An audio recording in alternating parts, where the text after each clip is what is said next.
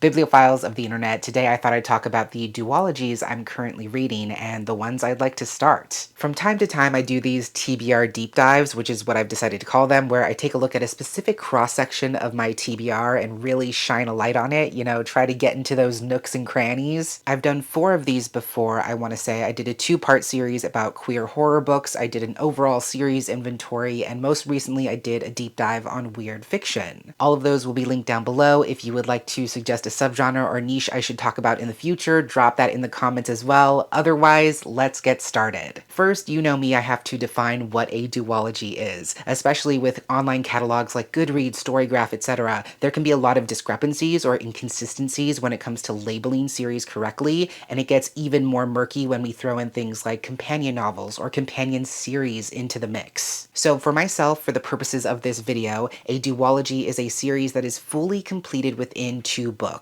meaning the complete storyline was both planned for and executed within 2 books. The events of the second book directly proceed from the first. The world is the same, the main characters are the same, the main plotline is the same. You cannot read one without the other or before the other. Together they make one complete thought, just split across 2 books. And what I love about duologies is that when they're done well, they give you the satisfaction of delving deeper into a world, into a character. They have the space to breathe a little bit more without having to rush or cram a storyline into 400 pages or less. It gives you that satisfaction of completing a series while being so much more approachable and accessible without you having to commit the time and energy to a 3+ book series. And to be clear, those can also be really, really incredible as well. They serve their own purpose within their own right. So with all of that in mind, I'm going to start by taking you through some duologies I'm currently working my way through, starting with duologies where the first book has already been published, but the second book does not yet exist. Starting with the Iron Widow duology by Xiranjie Zhao. This is the mega popular Chinese sci-fantasy duology where Earth has been invaded by alien mechas. So humankind have developed their own mechas called chrysalises, which are powered by the combined chi of 2 pilots. However, systematically speaking, men are the main pilots and women are the concubine pilots, which basically means they're human batteries who get drained to power these mechas and are killed in the process. Predictably, there's a shortage of these concubine pilots, and our main character, Zetian, decides to follow in her late sister's footsteps by enlisting herself,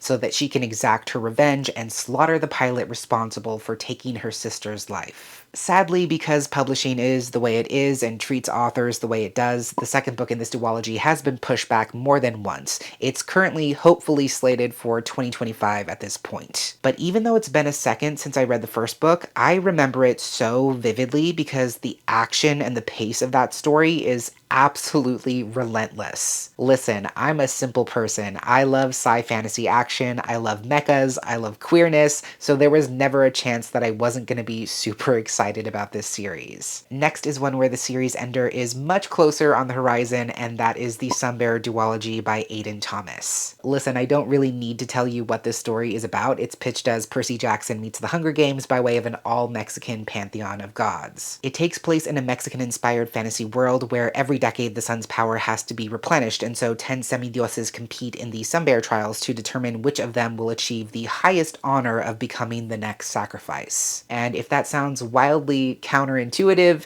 that's because it is. Yes, it is morbid sometimes because the threat of death is constantly looming over these young semidioses, but it's also fun, it's thrilling, it puts a refreshing spin on the fantastical competition trope, and it's thematically compelling in the way it challenges individualism and exceptionalism in unexpected ways. We already know the cover for Celestial Monsters is chef's kiss, some of Mars's best and gayest work by far. It's going to be a wild finale, but I cannot wait. While we're talking about Aiden Thomas, I'll just quickly insert Cemetery Boys here with a question mark. We already know it's getting a sequel. Do not talk to me about it unless you want me to absolutely McLose it. Now, I don't know if that will conclude the Cemetery Boys universe. I don't know if it'll leave the door open for other stories. That's why I'm just quickly mentioning it, putting a little asterisk, putting a question mark, moving on to the next. And while we're talking about question marks, I will also mention the I Feed Her to the Beast duology, question mark, by Jameson Shea. Again, again, we have a confirmed second book, we have a title, we have a cover. Do I know if this is going to close the narrative loop and finish this character's storyline? No, I don't, but I am psyched out of my mind nonetheless. The first book, which I highly recommend, is a queer horror thriller about Lore, who is a young bisexual African-American ballerina studying her craft in France. And because she knows that she's never going to get the same opportunities as her fellow students no matter how hard she works, she ventures down to the catacombs and makes a deal with a primordial river of blood to gain incredible power that no one can resist. The first installment does leave a few things open-ended, so I kind of have an idea where this sequel is going to go.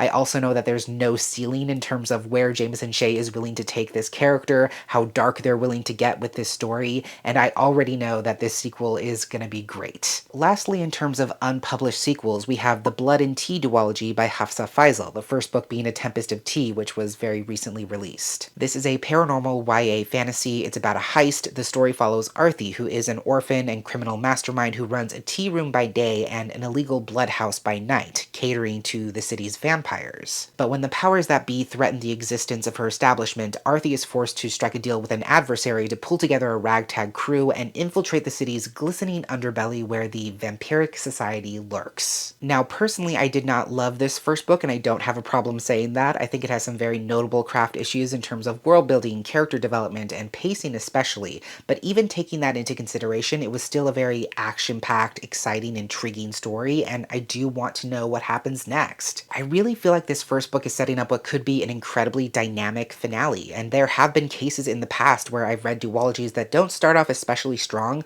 but really bring it home in the end, and I sincerely hope that's what's going to happen with this series. Now let's talk about the handful of duologies I'm currently working my way through that have officially been completed. The second and final book is out in the world, but I just personally have not read it yet. First, I'm going to mention something that's a bit lower stakes. I still want to finish this, it's on my radar, but it's less pressing compared to the others. That is the Golden Boys duology by Phil Stamper. The first book is like a quintessentially summery, queer YA coming-of-age story. The concept is basically like, what if the Sisterhood of the Traveling Pants girls were queer high school boys? There's no magical pants, there's no exchanging of things through the mail, but we are following these 4 points of view as this really tight-knit friend group goes their separate ways for the first time during the summer to do a bunch of different things, and this is their last summer before senior year. I quite enjoyed the first book. Like I said, it really captures that perfect summer feeling where everything's changing, everything's fleeting, and I feel like each character was distinctive and given a pretty compelling and satisfying character arc.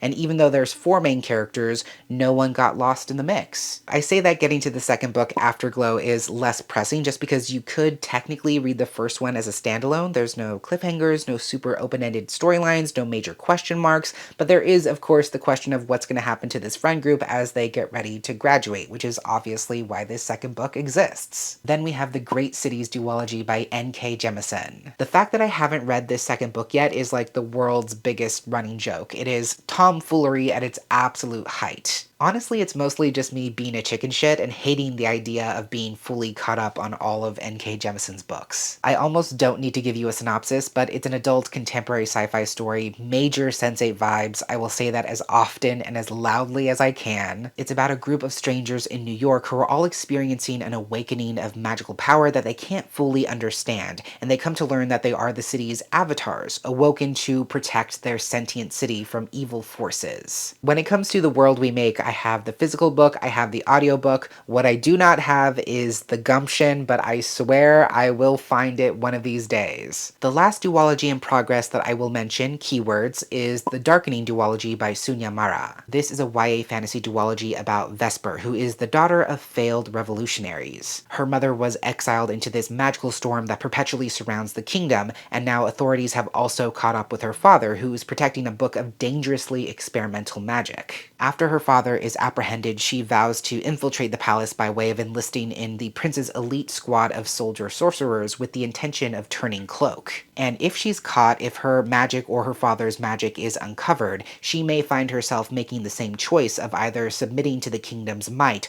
or facing the storm herself. I listened to the first book last year when I was on medical hiatus, and I was very pleasantly surprised. I think it definitely starts off feeling a little bit samey to tried and true YA fantasy tropes we see time and time again, and I think the infiltration storyline is a little bit of a misnomer as well, but once it found its footing, I was really impressed by where the story ultimately goes. those. It also puts an interesting twist on the kinds of romances we tend to see in YA fantasy because it's actually a lovers to enemies dynamic, which I don't think we see enough. Now let's get into some silly, goofy territory. This is where I get a little bit fanciful, a little silly, a little too ambitious as I talk about duologies I would like to read in the future, as if I don't already not have enough time to read all the books that I want to read in this lifetime. But that's not the point. We're gonna start with the recently completed Stolen Heir duology by Holly Black. All I know about this duology is that it's like a fantasy quest story mixed with romance, which is honestly all I need sometimes. It's about Surin, who was considered to be like the heir to the Court of Teeth in the fairy realm, but she runs away to the human world where she spends her time releasing mortals from foolish magical bargains. But one night she's tracked down and chased by a storm hag and then saved by Oak, who she both despises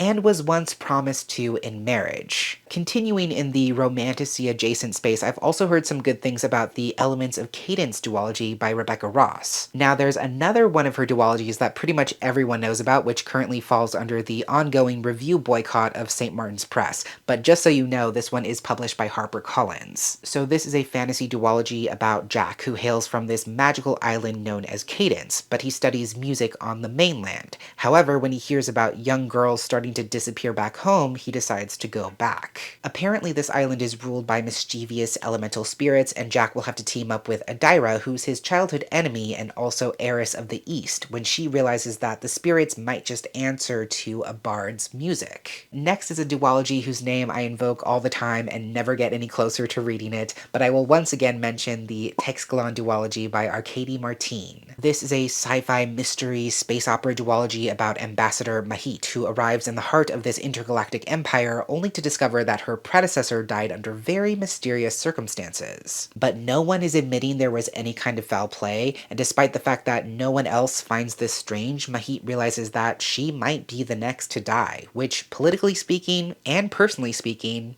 wouldn't be great. So it's up to her to find out what really happened. Every time I bring up this duology, I'm reminded of why I want to read it so bad. It just sounds great. If you know me, I love a good sci-fi mystery. I'm thinking the Masam Pleti series, A Dead Jin in Cairo by P. Djeli Clark, The Death I Gave Him by M.X. Liu, The Scourge Between Stars by Ness Brown, and those are just like the most recent examples. The supporting evidence is honestly endless. Speaking of queer SFF, a somewhat underrated duology that only recently became a duology with a very recent new installment is the Thieves duology by M.J. Kuhn, which begins with Among Thieves. It's another heist fantasy story about Raya, who has earned herself a reputation as the quickest, deadliest blade in Kerouac. However, that is not her true identity, and she has a secret past. She's actually been on the run for 6 years, trying to stay a step ahead of the Guildmaster, the sovereign ruler of the Five Kingdoms. Now she has a plan to infiltrate the Guildmaster's stronghold, and even though she works best alone, she's gonna have to team up with a crew of miscreants, smugglers, and thieves. But unfortunately for her, her so-called allies have plans of their own, and they're nearly as selfish as she is. I feel like I saw someone write a blog post about this one a long time ago, and it's been on my TBR ever since. Like I said, it just got a sequel last year in 2023, and people are loving it, so I definitely want to get into this. The second to last duology I want to mention, and again, keep in mind this is nowhere near a complete list, is the Book of Tea duology by Judy I. Lin. This is a YA fantasy duology about Ning, who blames herself for her mother's death because she was the one who unknowingly brewed the poison tea that not only killed her mom, but is now threatening her sister's life. Then she hears that the kingdom is holding a competition to find the greatest master of the ancient and magical art of tea making, because the winner will receive a favor from the princess. I mentioned this one to kind of get a barometer on it. I think it sounds interesting because it has that fantasy competition trope, but it also seems to have a unique fantasy world based on tea magic, which just sounds great. It seems to be fairly well received. The first book has close to 30,000 ratings, which is kind of wild for a debut. So if you think I should push this one further up my TBR, definitely let me know. Lastly for today, I will mention the Shepherd King duology by Rachel Gillig, which starts with One Dark Window. This was also recently completed at the end of last year. It's a dark fantasy romance about Elspeth, who lives in this mist-locked kingdom of Blunder and who also has an ancient, monstrous spirit trapped in her head who protects her and keeps her secrets. One day she runs into a mysterious highwayman in the forest and finds herself roped into a quest to cure the kingdom from the dark magic infecting it. And this highwayman also happens to be the king's nephew, who is accused of high treason. The part of the synopsis I vibe with the most is the part about keeping a monster trapped in your head.